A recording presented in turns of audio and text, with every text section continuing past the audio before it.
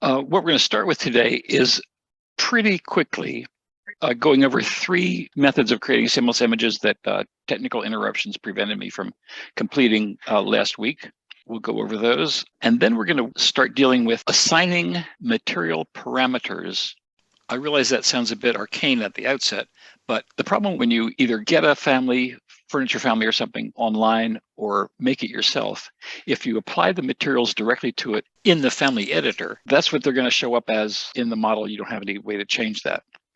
And what we do by using parameters, which are simply links between the objects in the family and the materials in the project, then once we made the family, load it into the project, then just in the object's properties or in edit type, we can select the materials without having to go back into the family and do it. And that way, different instances of the same family can have different materials. So you'd have two identical Aeron chairs, but one could be blue and one could be red, which you couldn't do if you did that in the family. So that's where we're headed today, and we'll start with these other seamless images. And let's start with the Bellarmine brick image in Photoshop. And what we're going to be dealing with here are three ways. Well, the first two, multiply and mirror. Instead of using just like this module, 16 bricks or something rather, we're going to end up using 48 bricks and using that as our module and be able to do some editing within that area and making repeats not so obvious. Because if we use this one and go into View, Pattern, Preview, I'm going to say, okay. We can see there's a very obvious repetition going on in that darker brick. So really what we want to do here, I'm going to go back to my image and fix it. I could fix it here, but I'm a little leery of messing around in this space till I test it more. Go back here. And I think what I'll do is just like copy this brick. Let's take my marquee, sort of do it in the middle of the mortar joints there. My screen capture thing isn't working to do the Control C stuff, so I'll be telling you what I'm doing. So Control C to copy that, Control V to paste it. I need to turn my layers on. So what did I do? Try it again.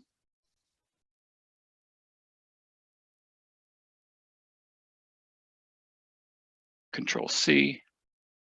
Control V will paste it and create the new layer just with that brick on it. So I'll then grab that new brick and just move it over here. And now I'll go to View, Pattern Preview.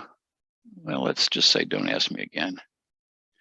And you can tell that it's a much less obvious sort of repeat. It is going to repeat here, every 6 bricks vertically and 3 or 4 bricks horizontally, but it's not as obvious. What I would like to do is maybe take 4 of these together and treat that as my basis and be able to do variations within that. So instead of 16 bricks repeating, I'll have like 64 bricks repeating, and change what's happening inside there. So I'm going to turn View, Pattern Preview off. And then something we haven't dealt with is the canvas size here. It and the actual image are the same size, but we can increase the canvas size to be like twice as big, just like a canvas. And that's an image canvas size. And right now I can see that it's same size as the image, 1100 pixels by 690. I'm going to just change this to % and make this twice as wide and twice as high. And then tell it to happen out to the right and above by keeping my original image in the bottom left corner and letting the expansion happen off to the right and above. So 200% in each direction. Okay. So now we have a larger place to work. Let me turn off these guides. So this image has already been cropped. It repeats well in terms of the brick joints and stuff. So I'm not concerned about having to line that stuff up. What I want to do is make 4 copies of or 3 copies of this. Start with this and do 1, 2, 3, 4, and then modify each of them slightly, lighter or darker, or change the color, so we don't see the repeat as often in the wall. It'll still be repeating, but on a larger module and with furniture in the way and light changing, it won't be nearly as obvious. So the two ways to grab this and copy it. One is to go right in here and use the rectangle tool and grab that pixel right there and grab the pixel down in the other corner. That's kind of a pain. Control D to let go of that. The easiest way here, let's see, Shift drag, Control drag, Alt drag. One of these is a panning tool. I forget which one. The easiest way is to select all of the background, all of the emptiness, and then invert the selection so that all we're picking is the image itself. And I'll show you how that works. We go to the magic wand tool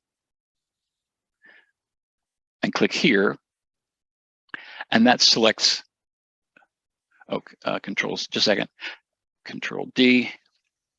I want to make my tolerance be 0. I want to pick up only the,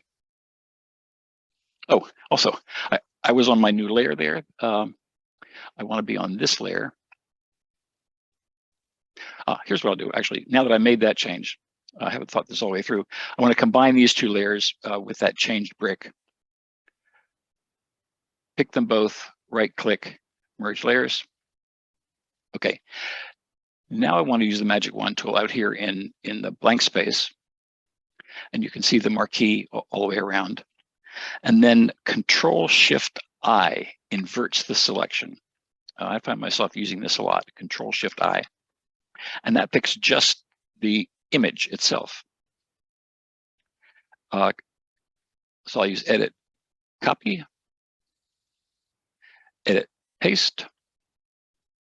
And it creates a new layer right on top of the old one. So I'll select one of those and drag it over. And we can see that it matches right up. And then I'll Control Edit, Paste again, because I want a couple of these. Edit, Paste again, and put that in position. Now we can start to see the pattern that's evolving. We can see this light guy repeating every every 4 or 5 bricks. We can see this darker one every 4 or 5 bricks. I'm going to merge all these layers. Click, Shift click. However, you select those and then merge these guys, so I don't have to keep thinking about which layer am I working on. And then I think the first thing I'll do is maybe take, let's see, here's this guy repeating here. I might just take it, get rid of it here and here, do something a little different to each of them. And I think, again, I'm just going to keep using that. I'll use the clone tool this time.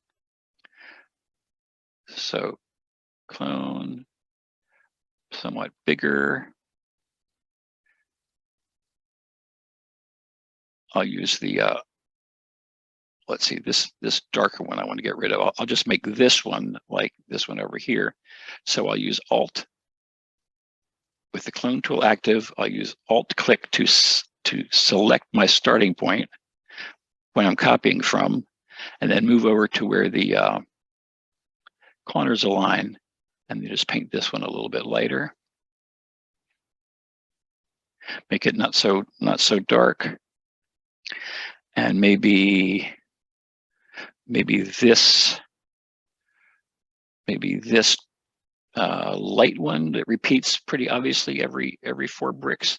I might just take this brick right here. So a couple different ways to do this. Take this brick right here, edit, copy, edit, paste, grab it, put it down there. And you can use your arrow keys when it's active to move that into position.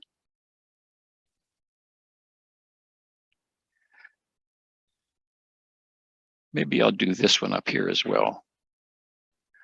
Control V, edit, paste, that is, edit, paste. And there's that, and I'll put it over here. Oh, they're on the, okay. So that's a little more random looking than we started out with, and we can just sort of pre-visualize that again. Like again, I'll merge all these layers just to be on the safe side, and then go to View, Pattern Preview. So you get through a whole building, you start to see it, but if you're just dealing with one wall, it's just a lot easier to deal with. It seems like right now the white one's the one that really stands out, the lighter one. So I might change that. Just make that something different. Eventually, though, if you keep doing that, they all become the same brick and it gets very bland. So bear in mind, we want to keep a little bit of sort of vitality in those. Okay, View, Pattern Preview. So now I'm going to call this file save as. Cancel. I'm going to do file save as, saves it in Photoshop document. I want to do file save a copy as a JPEG. I'm going to Bellarmine brick copy retouched, or what, expanded or something, or just call it Bellarmine brick seamless. Seamless. That'll do it. Okay.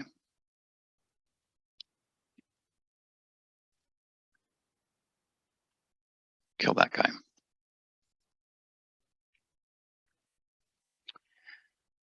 So on the flooring one here, the flooring 05, let's see what happens if we just use View Pattern. This it might look great.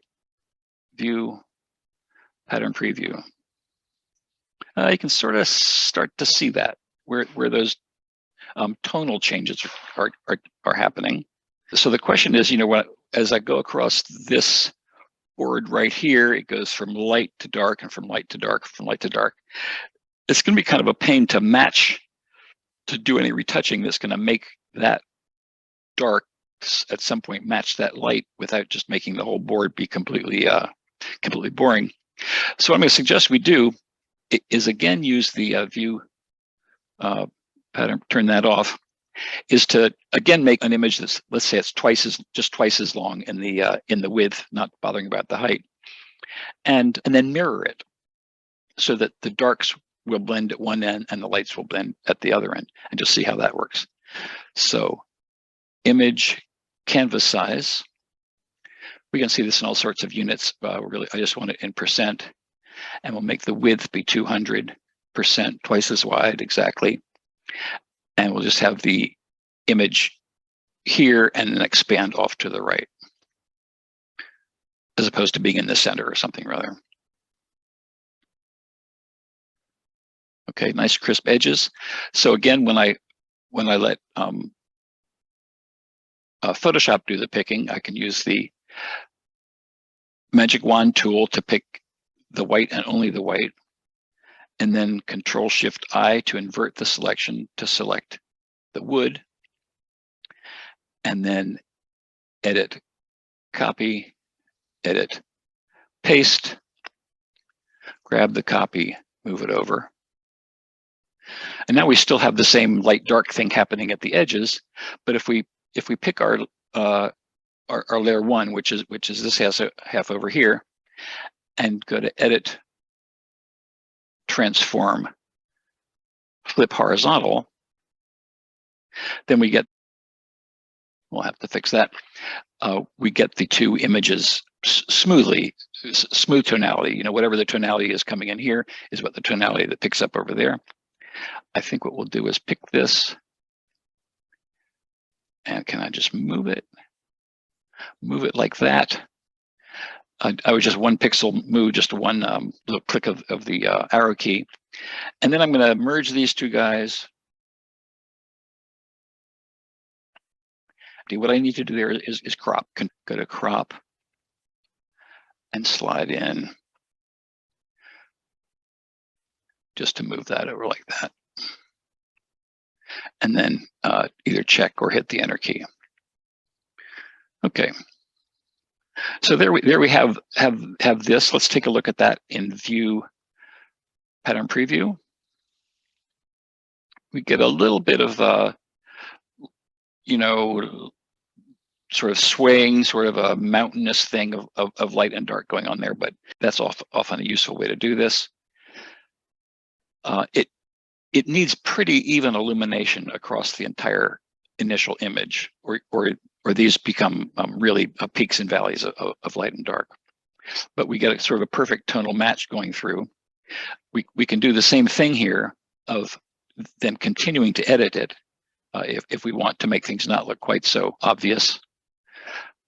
Like we can see the join right here. On the mirroring, we might use the clone tool, clone stamp tool.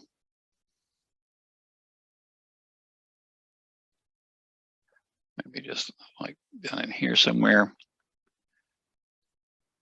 So you do Alt to set the location, and then sort of blur out. We can change the opacity down a little bit too to make it not quite so obvious. Do this one over here. Alt to say what I'm doing, and then that, just so it doesn't look quite so obviously mirrored. And if you look at stuff online, a lot of times you can see that happening. Look carefully, you get knot holes repeating themselves.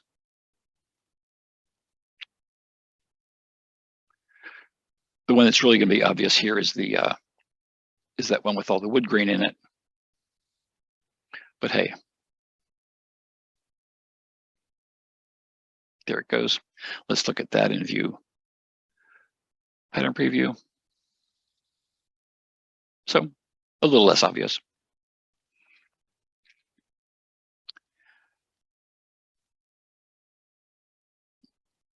File, save a copy. Flooring 05 seamless. Seamless. Okay. I did just save it, so I don't need to change this. I don't need to save the changes to the original. The last one's gonna be a little tricky. This wall pattern, I don't know if this is actual. I don't know what this is, if it's an image, if it's real thing sticking out into the world, but it's a cool picture. And let me turn off the guides. If we use view pattern preview on that, I've cropped it already so that it's pretty good in terms of the geometries lining up. But you can see where the joins are. You know, things like this will really start to read when we multiply it out. So I'd like to show you one more way to make edges blend. You know, like this guy right here, and this is actually pretty good. What is happening in this corner? So let's go back to view, uncheck that. I mentioned earlier about the idea of being able to take an image and wrap it around a can so that its two vertical edges met. We're going to do that actually as if it's around a vertical can and around a horizontal can. So let me show you how this works. We go to Filter, Other, Offset. And what this is going to do is slide the image over that number of pixels on the screen, and then bring the image back around so it sort of wraps around the can. Let's just show you what it looks like. Let's say offset, make both of these like 200. That's sort of half the width of the image in each direction. Okay.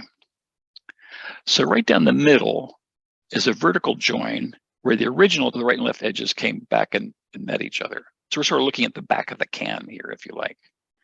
At the same time, we're looking as if we wrapped the image around a horizontal can. So this is where the top and across here is where the top and the bottom would meet if we were just copying images up. And the mission here, should you choose to accept it, is do whatever we have to do to make this joint not obvious and this joint not obvious.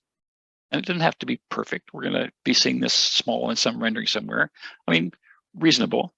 But what we don't want to do is do anything along the within like a brick's worth of the edges, because the edges are already perfect. That's already where the good image got sliced and moved around. So we'll change this to a layer we can work on. And I don't know what this is supposed to look like. Let's say that this is all one solid piece. I might just use a small clone tool and just clone from one side to the other. So I pick the clone tool, do Alt click to sort of set my initial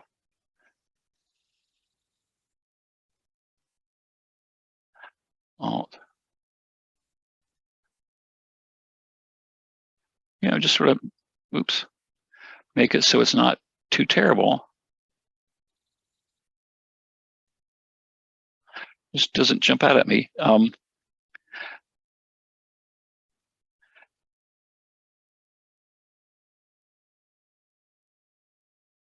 I am on sort of the, I'm going to crank my opacity up to like 80 or something, so it's pretty strong.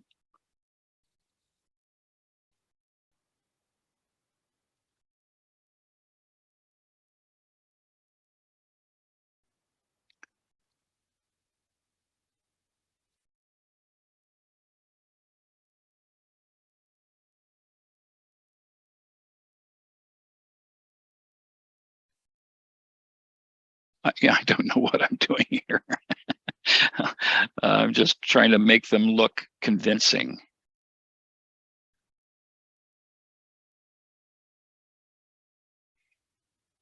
I'm trying to get it so that I don't notice the lines. That's really all that's going on here.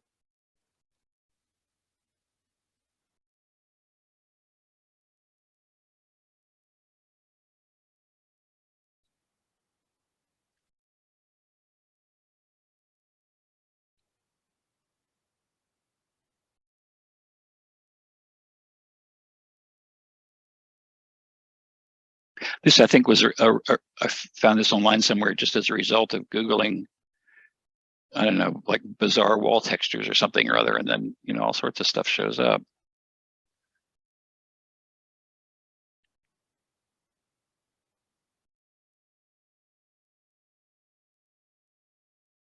And you can borrow, like right here. I'm missing this edge entirely as it goes across there. I'm just going to borrow this edge. Just going to click on this corner, Alt click, go to here and copy it up and fake this down here without getting right up against the edge pixels there.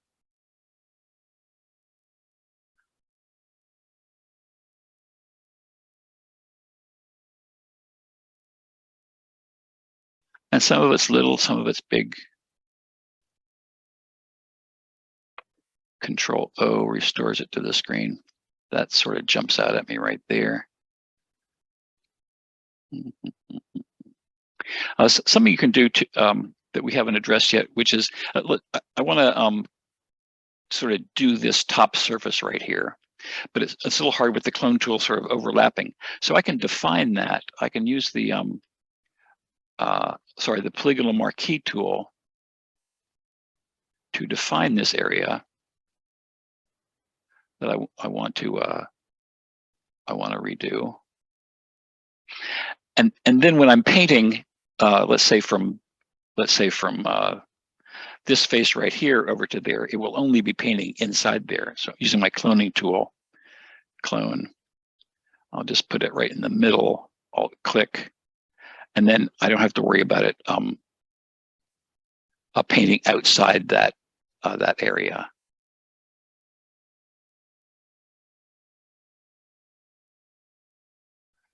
Not entirely convincing. Control D releases, deselects that.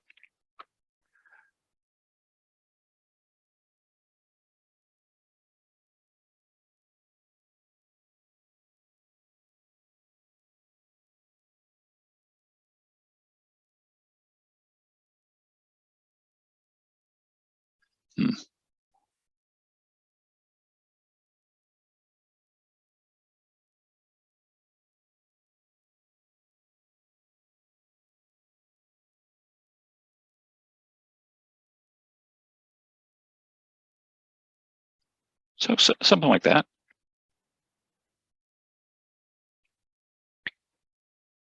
And if I go back to view, pattern preview, I'm really not aware of those lines, especially it's a little hard, with those blue lines of the actual image to tell what's going on. But if you look out into the rest of the field, this looks, you can't tell what's going on once you get it to that point.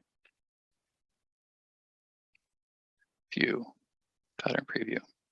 So I'll save this, save a copy, pattern 32, seamless. Okay. So multiply and retouch, mirror and retouch, filter other offset. We did. Yeah. Okay. So we're covered there. And I don't need to save the changes to the original one. So I'll say no. We're out here. Put your Revit hat on and we will continue that way. Okay. File new. Imperial architectural template. I need to fix that. Okay. In fact, I'll fix that right now with file options, file locations, pick the architectural one and move it to the top of the list. And it will now be the one that's the default selection. Okay. Okay, we're going to build a couple of very simple table families here. I'm just going to set up a little scene. I'm going to make a wall, some kind of wall. Our little thing of a floor again, just so we have a place for them to be. Floor. Let's do the floor with wood finish.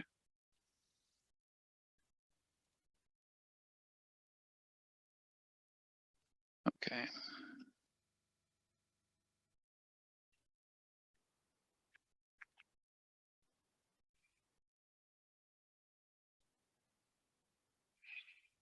Keep everything in scale here.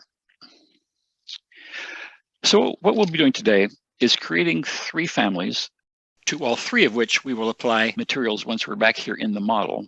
And the first one basically is going to be a table with legs and a top. And we're going to set it up so that the legs will always be the same material and the top will always be the same material. 2 different materials, but every instance of that table will have the same material legs and the same material top. And then the next one is where we have, let's say, the legs all the same, some standard thing from the manufacturer, but the client gets the choice of the top. And then the other will be where each individual instance of it can have its own material for legs and material for the top. And then I want to download some from bimobject.com and see what controls we have over things that we get from there. So let's first go into the family editor, file, new, family. And we'll use, oh boy, I should have fixed this, English Imperial, furniture, our basic furniture template. We'll do a quick 4 legs. And they can be sort of any size, so those are 1 inch by 1 inch. Okay. And then I'm just going to copy, well, actually, to keep it centered on the reference planes, I'll mirror it, pick it, and mirror it about this line. And then pick these 2 and mirror them about that line. So we get nice equidistant things right around the middle of our table. And then we'll create a extrusion that's, let's say, from here to here.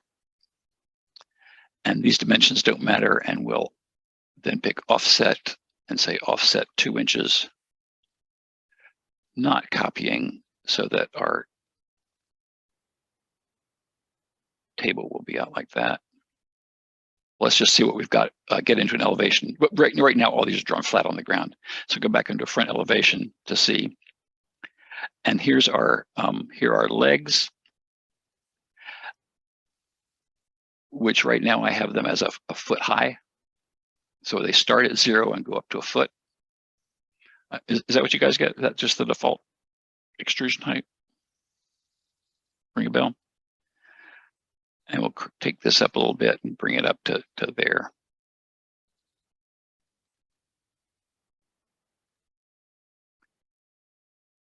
Just make sure we've got what we want. Okay, let's, oh, you know, this is the one I want to be a square table, just so we stay with the, I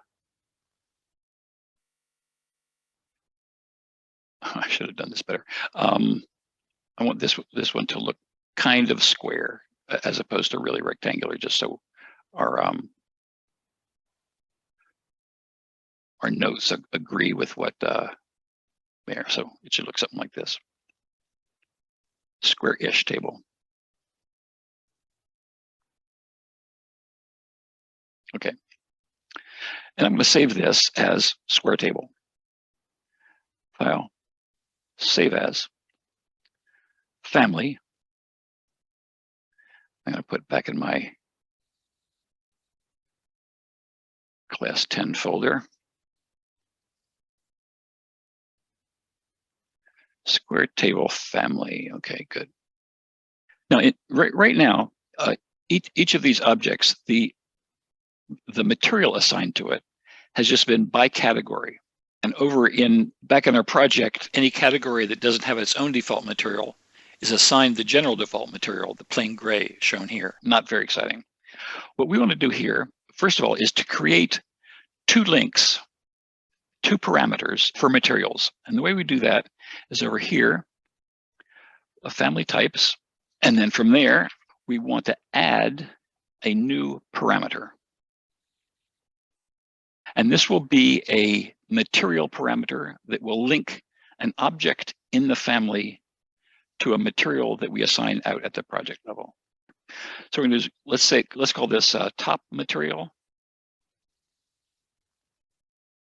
That'll be its name. That's what will show up in properties or edit type, top material. This discipline can be common. It's not any particular, has nothing to do with us. This is important. The type of parameter needs to be a material down there towards the bottom. And we're going to stick it in the materials and finishes section of properties or of edit type when we get there. But this is exactly what we want to have here. And we are going to use this parameter to affect all the square tables, not each individual square table. That would be instance, which we're not doing yet. So top material, type of material, type of parameter, material, and we're good. And then that appears in the new finishes, materials and finishes category here in family types. And we're going to add another one, which we'll call leg material.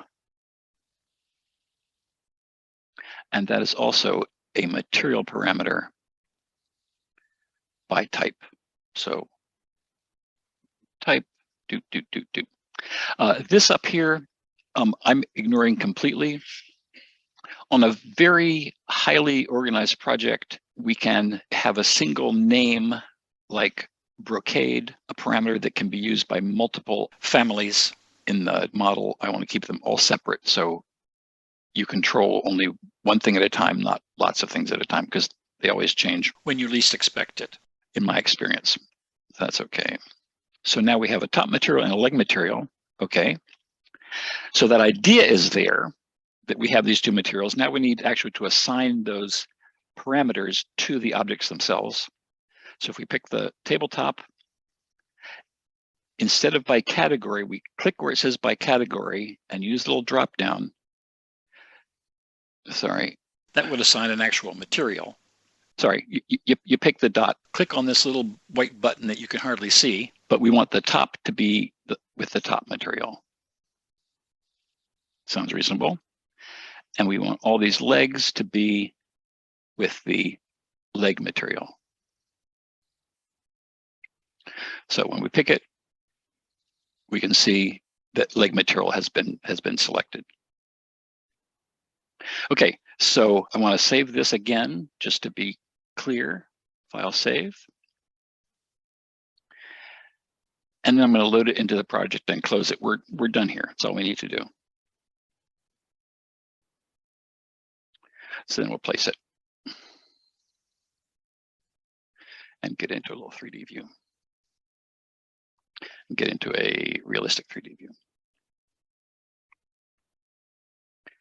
So because we haven't specified what top material and leg material are, we're still gray here, but if we pick this, we won't see anything yet in the object's own properties because these are all assigned by type. But when we go into edit type, we get these here, which are now the gray furniture category, but we can click this, drop down, search for a steel material. Steel, I'm just going to do this sort of not too shiny steel right here. So that's for the legs, and the top can be tile. Other people have trouble typing when people are watching. Apply. Okay. We click outside there, and we have tile on the top and steel on the legs, and we can render that if we want RR for render.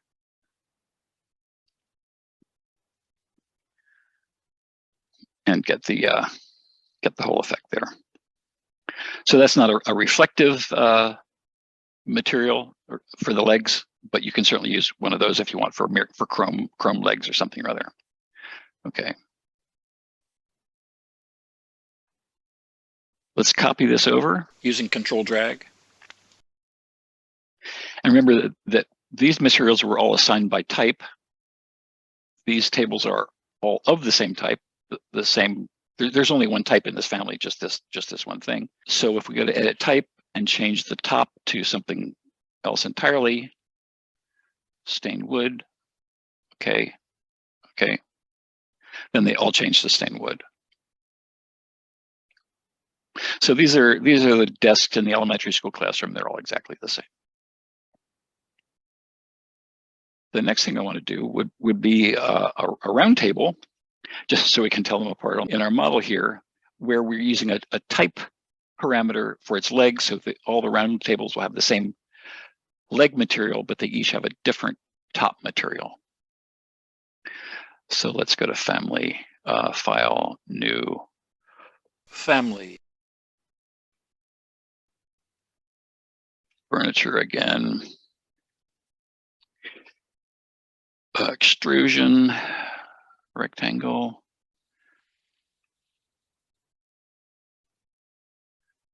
Big legs.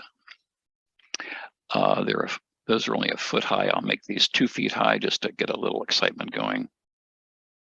2 feet high. And then I'll mirror that. About that. Mirror these. About that.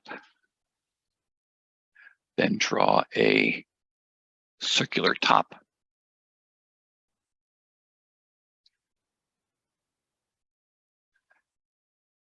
And we'll have it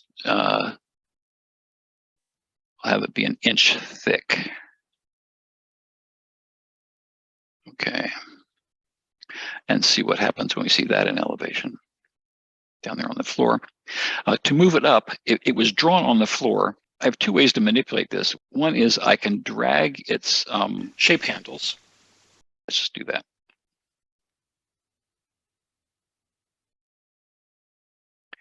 So there's our round table. Now, the top material and leg material parameters we created are specific to that square table. They aren't global, they aren't shared. They could just as well say square table leg material, square table top material. They're unique to that family. So the 2 parameters that we'll be creating here will have the same names, but will apply to an entirely different family. So let's go again to, this is the family types allowed to enter parameter values for existing family types. So we're going to create a new parameter. And this one, so for the legs, this will still be a type material. They're all going to get the same, chrome steel or something, leg material. And that's a material. Okay. And I'm going to select these 4 and assign that parameter to them. These can be done in any order at any time. You can come back later and do all that stuff. And then we'll create a new parameter, material parameter for the top that will be new parameter by instance. So each individual table that we place in the drawing, each individual round table that we place in the drawing can have its own top material. So that's by instance. And we'll call this top material. And that's still a material parameter. Everything else is good.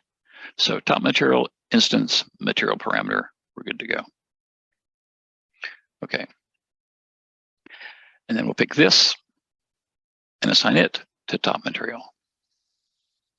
Now we need to save this file, save as family round table.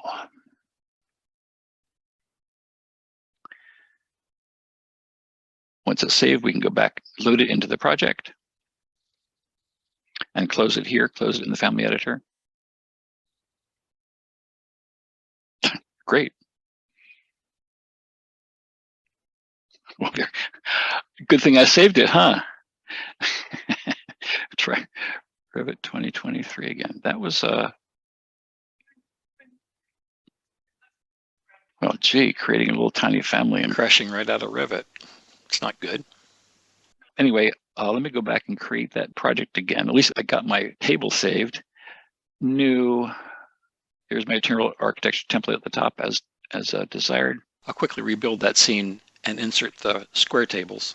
These are only like a foot high. They're for, I don't know, end tables for kindergarten or something. And we wanted to, so that one we wanted to,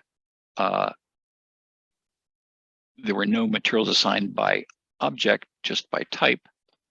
So we'll say leg material was the steel.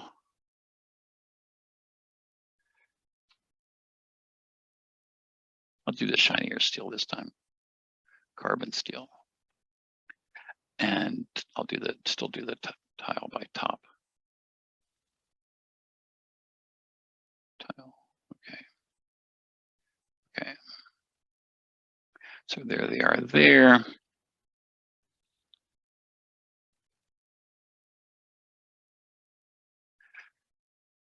There they are in realistic, all the same material, top and bottom. So we'll bring in our round table, architecture component, place component. So these are, we're making families just the same way that the people from Knoll and Herman Miller and all do. It's just exactly the same process. They're just better at it than we are, but the process is the same. Load family, go back to my round table. Phew. Okay, there's the lunch table. And we'll see that this round table now has in its own properties, has the ability to have a top material that's assigned different from the top material from the other guys. So we'll click here. Oh, cancel. We'll click here this time. Drop down. And I'll say that top is stained wood. Okay, and this top is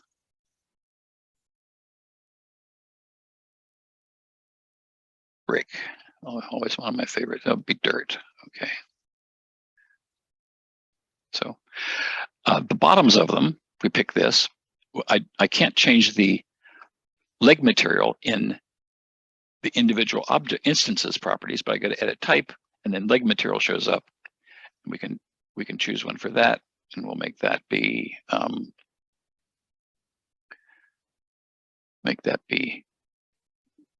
carbon steel. Okay. So that will affect all of them. And we go to render.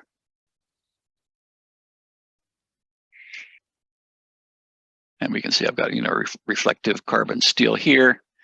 And our last table will be a rectangular table where we can individually set the legs and the tops per instance, per table. So file, new, family, English Imperial, furniture, I'm getting a little tired of doing legs. Going to speed up making this next table.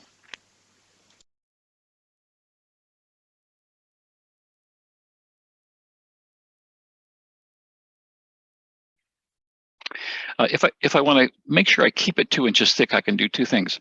This guy is attached. It's drawn on the floor, is going to stay there. That's it. That's its work plane. That's where it was drawn. So the only way I can, there are two ways I can move it to the top. One is what we did before, which is to drag these, but Revit still thinks of it as being down here on the ground. The other, Control Z, is to dissociate it from its work plane.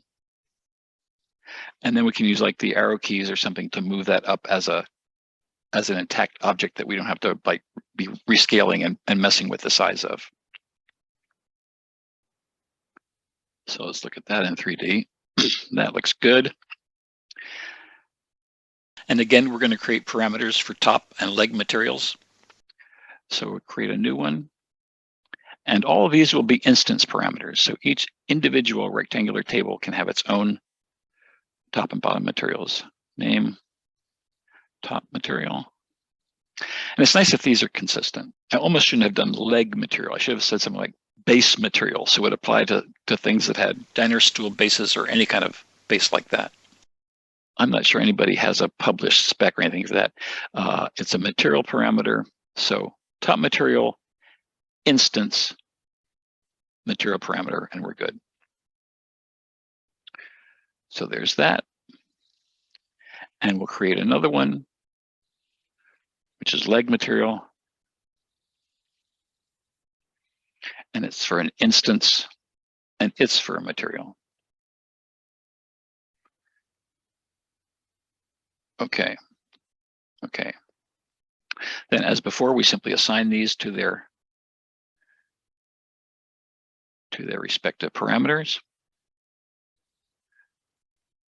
Control click. Control click. Assign those guys to leg material. Then just to check. Top material, good, okay.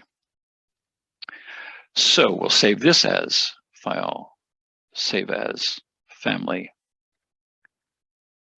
desktop, class 10, only one,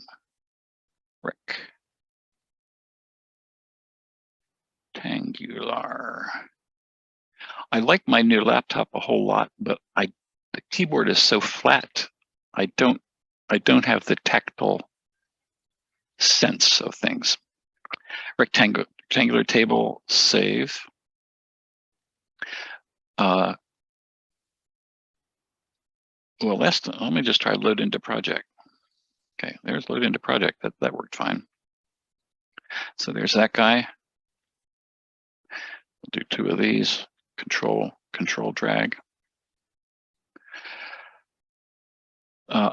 Just to close out all the other views that aren't active, I'm just going to use my little close inactive views button. Brings me right down to the things that are open here. So that's the family. I can close that. Take this one to 3D.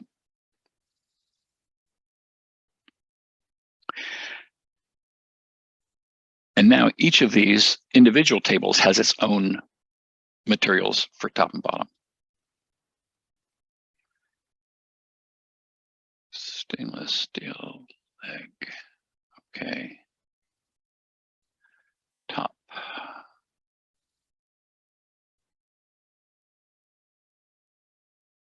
Okay.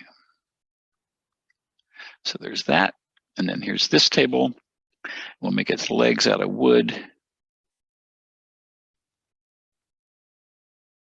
And its top out of polyvinyl chloride. Who invents all this stuff? Okay.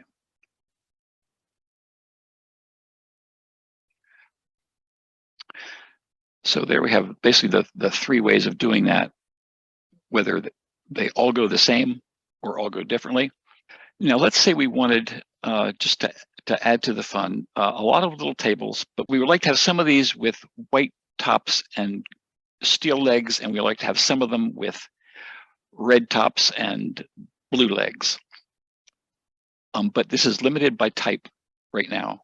Those are all in our type properties. Well, we can do this. Let's edit this type, and instead of square table, let's just rename this one to be square table 01, and we'll leave them where they are.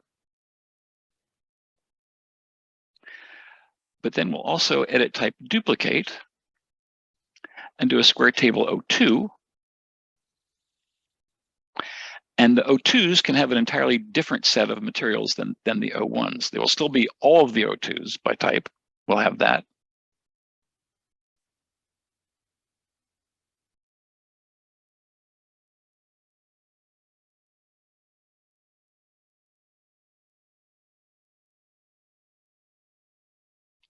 All of these guys will be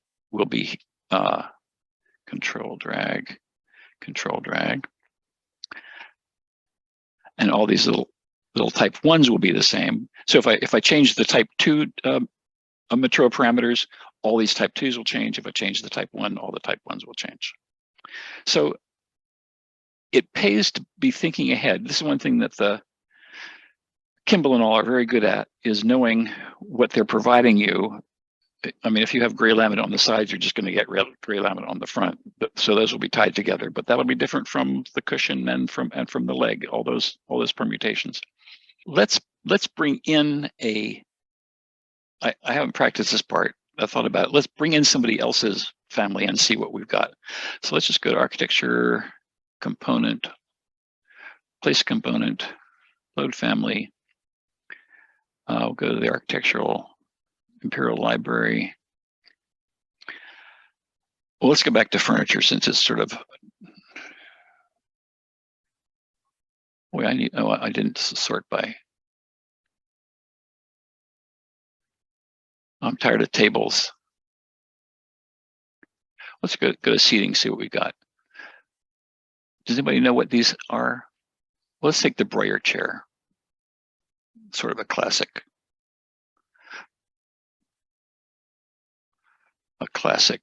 Design.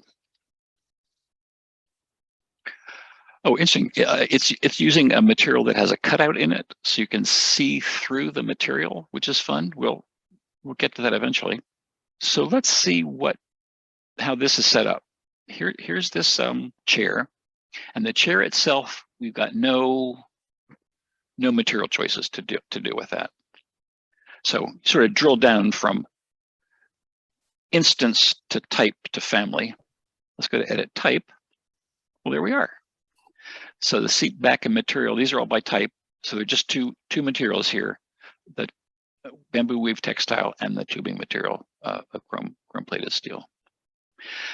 Let's just go look at that in the family itself. Edit family. Look familiar? Here's this. Materials assigned not to textile, but to seat back material. And what it tells us here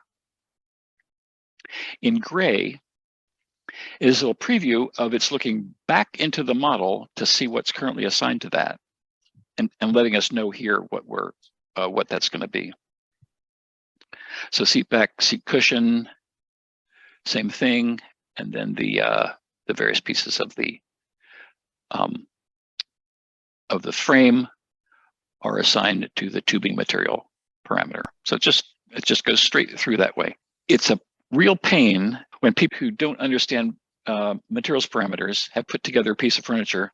Let's say you get it off of Revit City or somewhere, and they've created a material in the family editor using one of the JPEGs on their hard drive, and then they upload this, and then Revit tries to render it, and it can't find that JPEG on a hard drive in Czechoslovakia that doesn't exist anymore.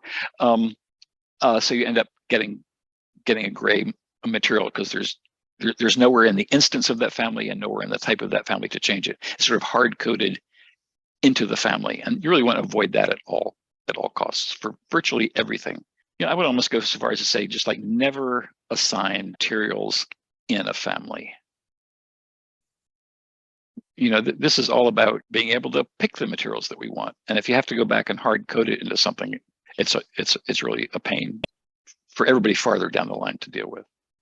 So think of these as things that you're passing on to your teammates, things that you might post on a website, things that when you start sharing your models with other firms, they say that is a really nice sink or office chair or something. We think we'll borrow that, which happens a lot. And they might need to change the material. So go ahead and make it easy for them instead of being hard-nosed about it.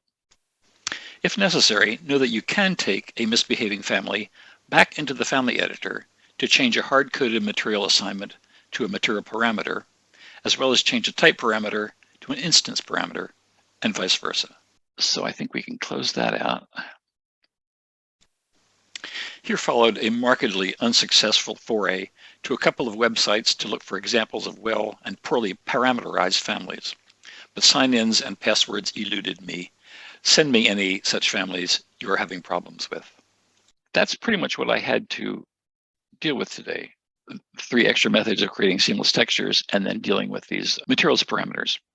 I think one reason I pay attention to this maybe more than might happen in another program would be, I don't want to think of me or of you guys as just people who specify stuff that is already designed in a catalog somewhere. I would like you to feel you had the tools to imagine, design, and document something entirely new under the sun. I mean, there's a lot to be said for putting together things in a smart fashion, but to be able to create them as well, I think is an important part of your education and your sense of yourself as a creator.